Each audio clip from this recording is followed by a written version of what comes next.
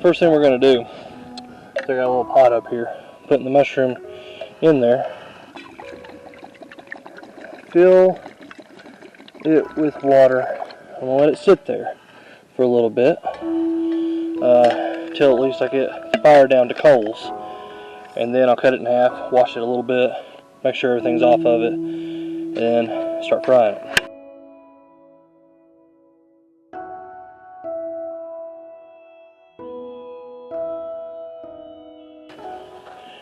Alright guys, next course of action is what we're going to do is I've cut my mushroom in half, washed it thoroughly, made sure everything is out of it per se, see, and now I'm going to mix it with some flour and some salt and pepper that I've pre-mixed in this little Ziploc bag, and all I'm going to do is open this up, put my mushrooms in it,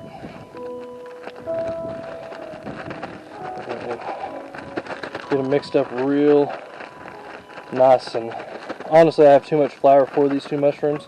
I was going to cook more, but I'm like, for the sake of this video, we only needed to get 1 mushroom done anyway. Okay guys, we're down to embers. And I'm going to start heating up this pan right here.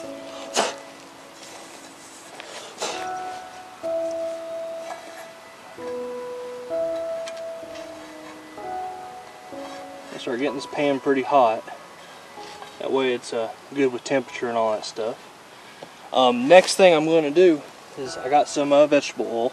That'll help fry it a little bit better. So we're going to put that in there. And of course we're cooking on a very uneven surface.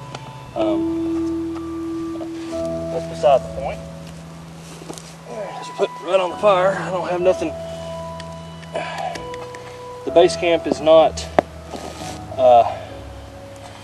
is still in its infancy in terms of all I got is a frame for it built, so I haven't got a good cooking station built yet. Alrighty, I'm gonna put one of these mushrooms in here.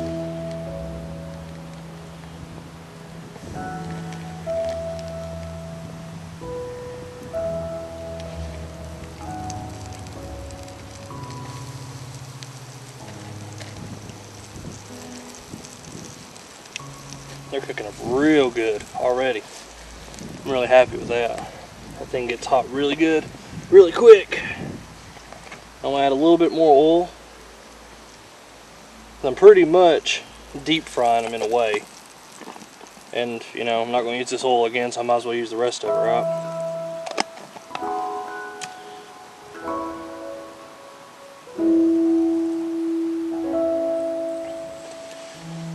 Let them cook for about a minute or a couple minutes on each side, and then we'll flip them.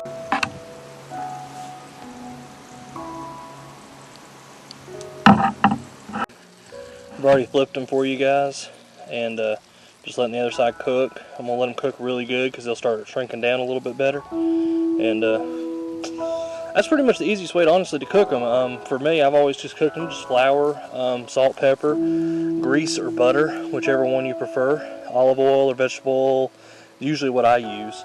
But you can use butter and cook them without flour, and they taste good too. Sometimes I've seen some people cook them like boiling them in water. I'm not really partial to that at all.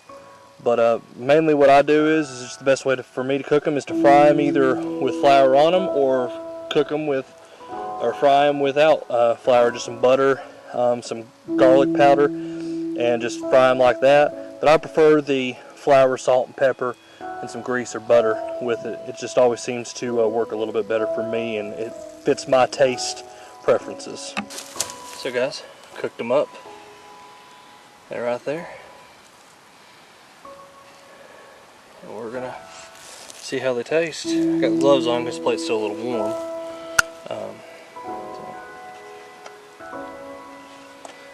I'm gonna confess to you all, I actually had one last night and was delicious. So shared it with the wife.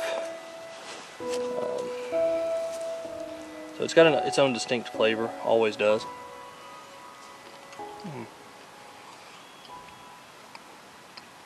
Always good on their own. I mean, they're just as good on their own because they have such a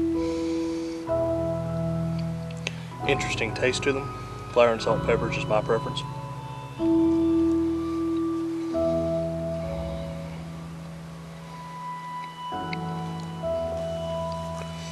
It's the best time of year, I'm telling you. So, hope you got a little insight. Usually if you're a morel picker, or anything like that, you know how to cook them. I'm just doing this video for anybody that's interested in getting into it. So, hope y'all enjoyed that little cooking episode. It's probably the first of many. Well, I got the option to do it. So, we'll just see what the future holds about these. If you liked it, let me know. It's my first one, so I'm kind of fooling around with the camera work, trying to figure out how better to get angles and stuff like that, because I'm doing it all by myself. But if you like this video, give it a like, subscribe, hit that notification button, check out my Facebook, my Instagram, and our webpage. All the links are available through our YouTube channel and on our various other sites. Hopefully if this warm weather kicks up, we'll be able to kayak here soon, but we'll see what the future holds.